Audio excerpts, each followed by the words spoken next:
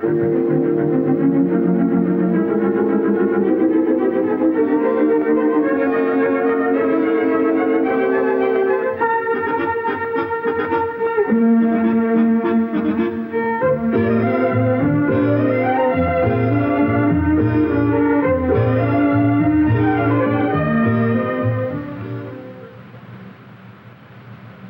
New York, there stands an impressive statue of Columbus, a reminder that this is a new continent in the light of history. America not so long ago was a continent of wilderness and open space. Excitement stirred in the hearts of a multitude of men as eyes turned toward the challenge of a new land. Now America is a land of mighty cities, and much of our space has been transformed into urban density. We see this on the East Coast in a city like Boston, and we see the same density on the West Coast in a city like San Francisco. Practically all American cities, large and small, have a similar pattern of density. As we look closely, we see that city lots are narrow. Here is a 24-foot lot. The average city lot is 20 feet, laid out on straight streets in a gridiron pattern. It is not uncommon to find miles of 16.5-foot lots, and so we observe that the American city is a development of narrow lots. This is the first point. The American city is dense with a narrow lot pattern. Actually, we can often find lots as narrow as 12.5 feet. In observing the narrow lot pattern of our cities, it is important to recognize that all classes of property are included. The word density has so long been associated with slums that we have forgotten in America the important truth that all city people have lived in the narrow lot pattern, including the well-to-do. Many of our finest city homes are to be found on narrow lots.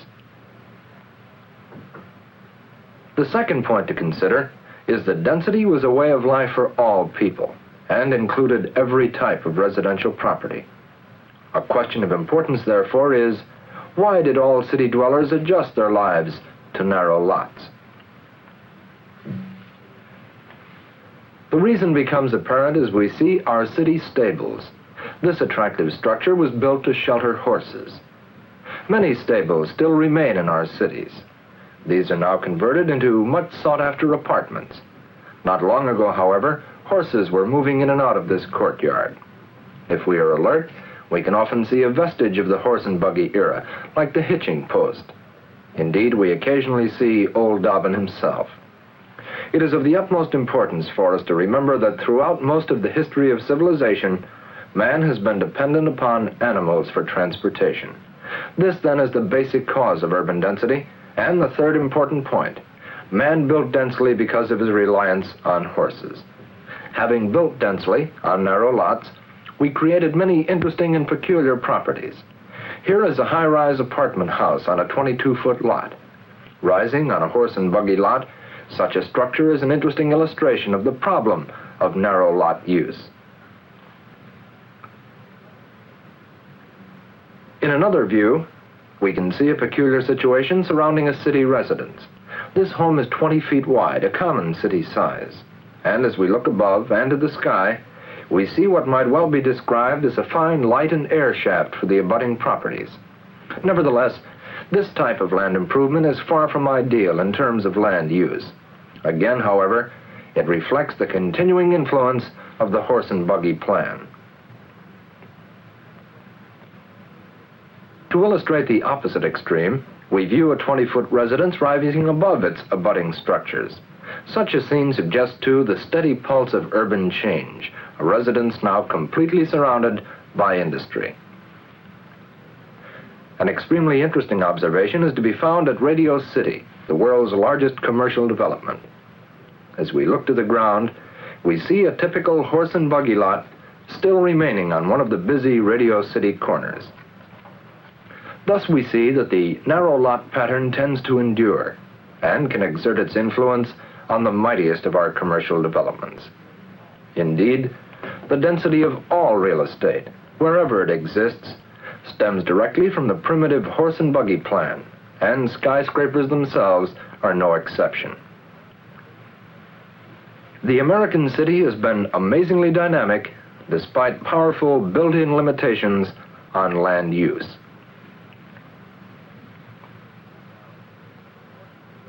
Meanwhile, forces arose that brought stimulating competition in land use. The first impact was the generation and control of energy with the steam engine. What a revolutionary power the steam engine brought. The steam engine made possible for the first time in history a release from the bondage of density. The commuter trains began to move from our cities as people began to respond to the allurement of open space. Out into the country the trains traveled as man found a new freedom in land use. A revolution in land use had begun.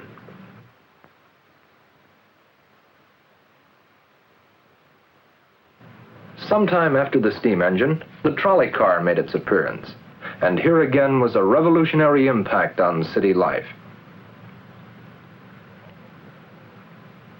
From almost every American community, the trolley car widened the horizon and moved out into rural space. We have all but forgotten the rural trolleys with their quaint station stops. We should not forget their influence on land use.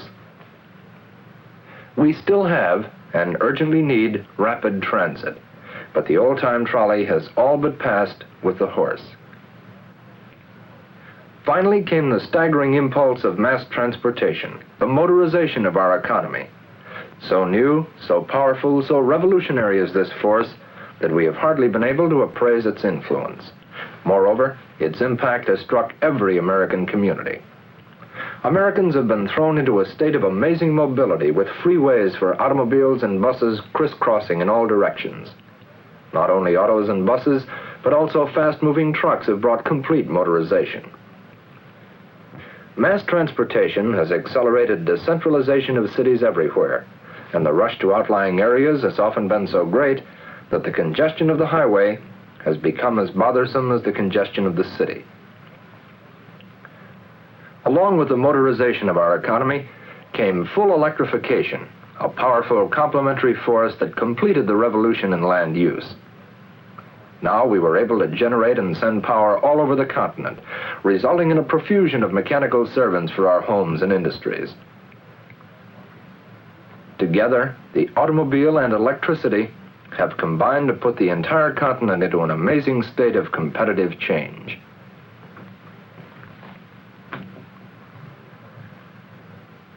Many of our farms in America are no longer rural and remote.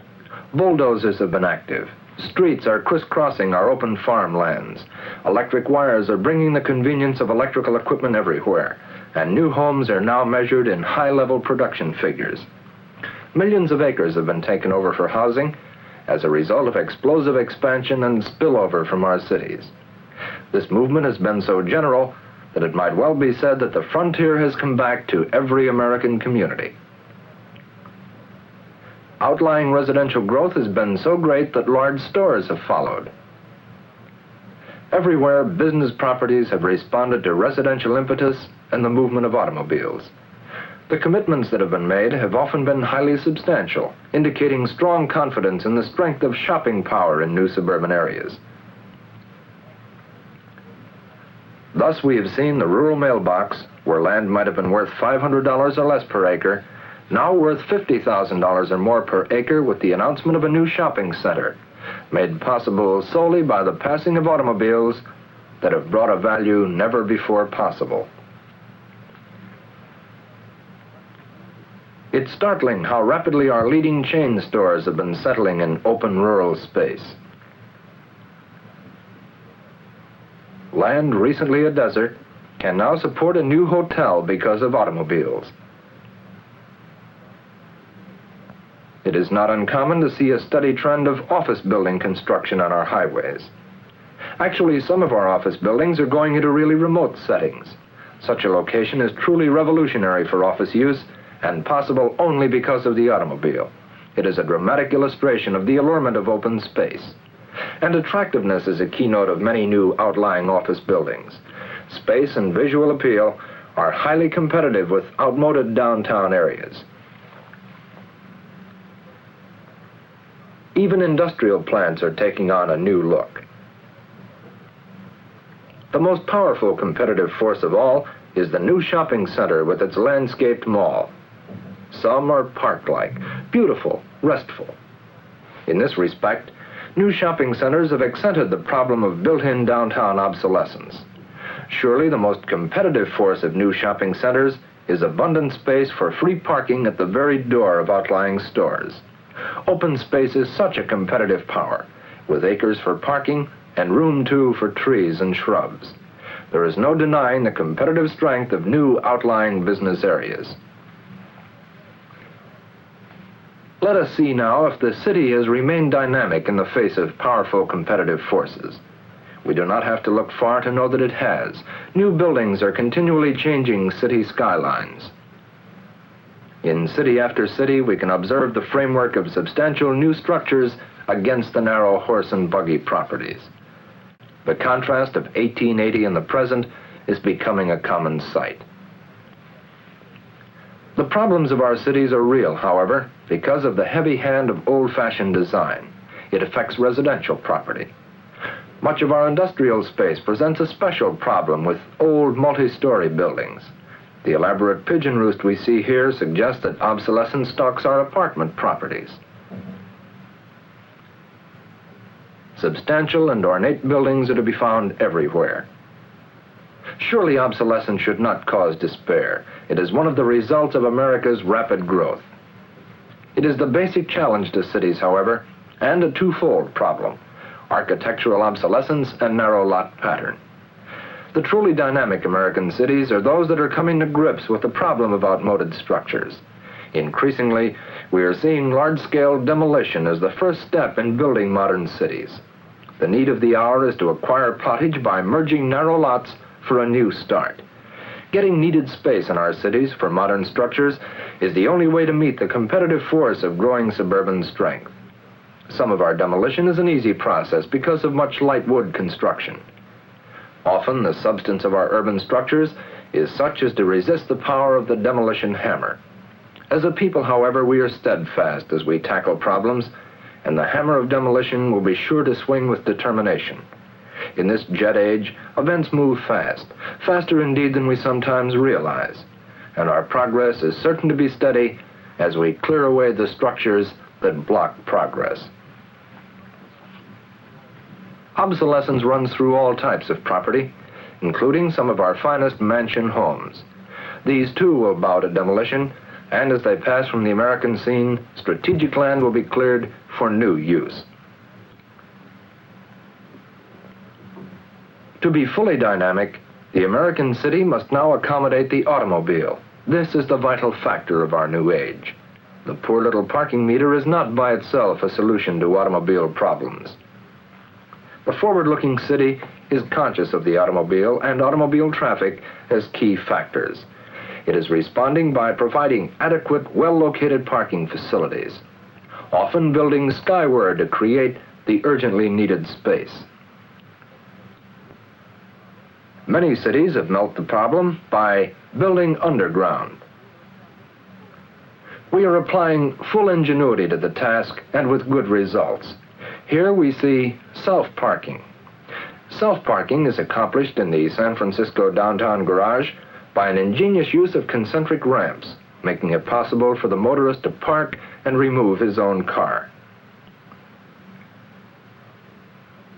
Reduced operating expenses result in low rates, $15 per month being very low for a large city. Also, there is free parking under a validation stamp plan with cooperating merchants.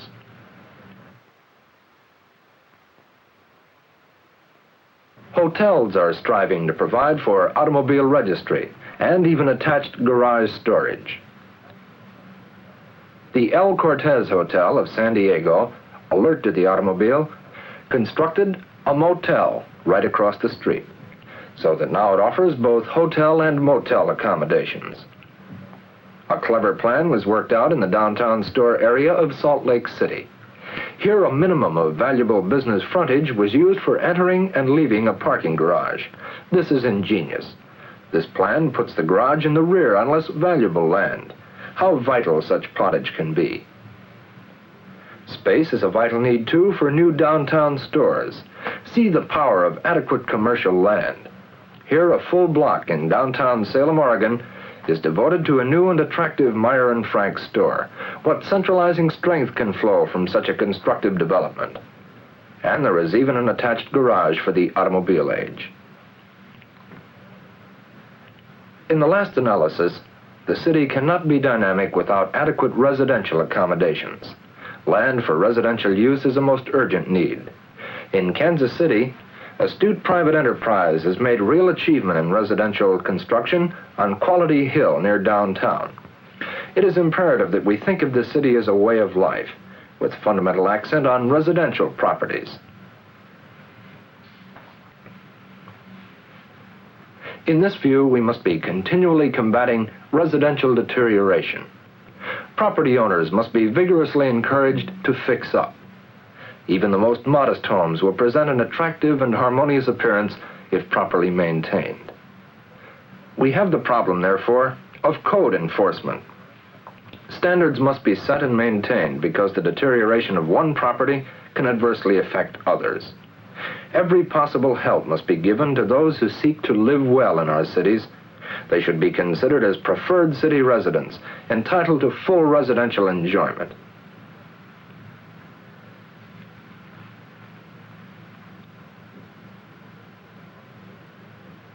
American ingenuity is also being displayed in residential property. Here is a cooperative apartment house on a narrow 30-foot by 60-foot lot. Each floor is offered for sale as a separate residence. Thus, an owner acquires a ranch house, so to speak, in a convenient downtown location. The concept of cooperative ownership has been growing and will no doubt be greatly expanded during the years ahead. The city, therefore, clearly remains dynamic under the force of constant change. The pulse of progress is steady. Some properties are rushing into existence, and others are rushing into discard. Alert eyes know it is inevitable that properties like these must go. It is not surprising, therefore, to return and see their removal underway.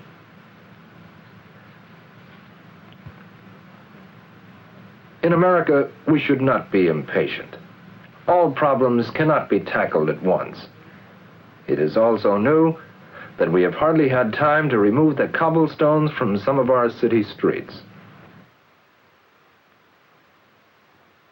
Indeed, if you can remember the Model T, you have lived since most of the revolutionary changes in real estate.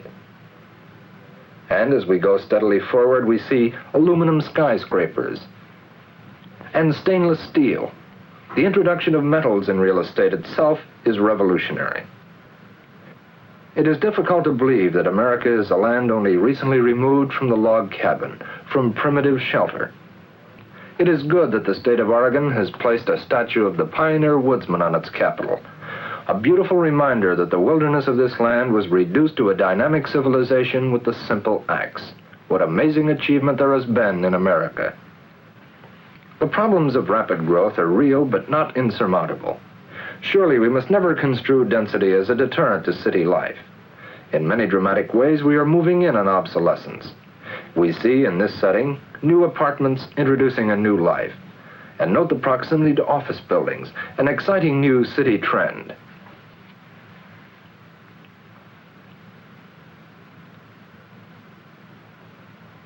Beauty in commercial architecture is another new revolutionary force helping our cities. Frequently, we find deep setback with trees. The introduction of attractiveness in commercial real estate results in a new harmony between commercial and residential. This is revolutionary because in the past, business property was often considered repugnant. Surely the pleasing harmony here is a constructive force for good in building modern cities. Let us summarize now by looking at St. Louis. First, what is St. Louis? Well, in terms of urban problems, it means broad leadership, Chamber of Commerce, architects, city planners, realtors, home builders, contractors, mortgage lenders, government officials. In short, a cross-section of community leaders must unite for action. The first step, of course, is urgently needed plottage. That has been started in St. Louis. In the use of the cleared land, St. Louis has made a highly desirable step in having an apartment house as an initial structure. Its close proximity to downtown office buildings gives accent to the exciting current trend toward living close in. The comforts, convenience, and even the health of living in a small world are being recognized by increasing numbers of people. Many people are desiring to walk to work again. Such stimulating activity sparks further effort, and St. Louis is now cleaning up existing buildings to tone up the entire downtown area. The apartments, however, are the most significant, because there can be no enduring city vitality unless we provide for full city life.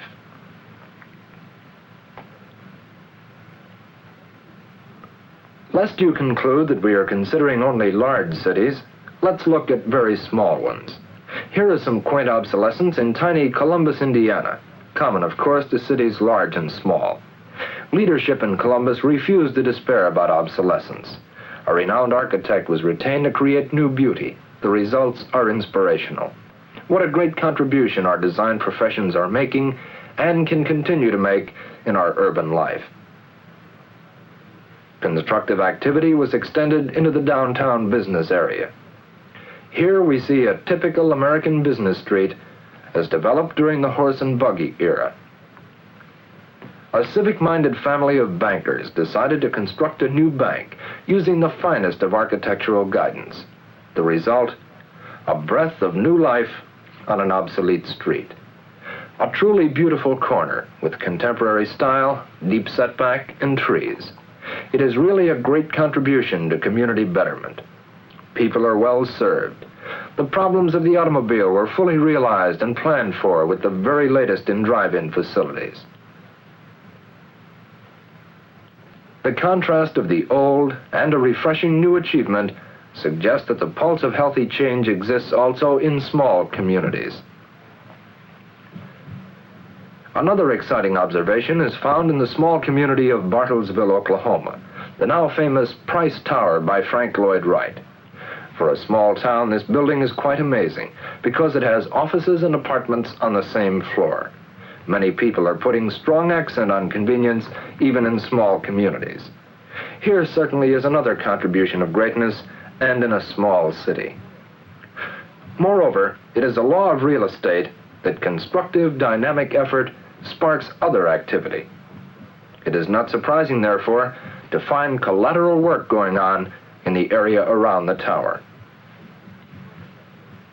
Further demolition and rebuilding are stimulated by every constructive achievement. Thus, the benefits spread. The story, moreover, is the same for any community, large or small.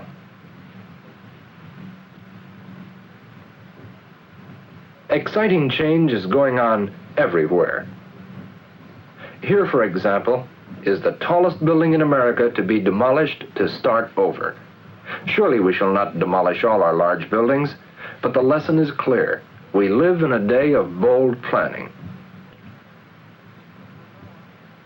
From now on, we shall be seeing much demolition, the first step in making our cities better places to work, better places to live. It will take great effort and real leadership, but as a people we can do the jobs. And as we see here the rubble of demolition at the feet of Columbus, let us remember that in many ways the continent is still before us.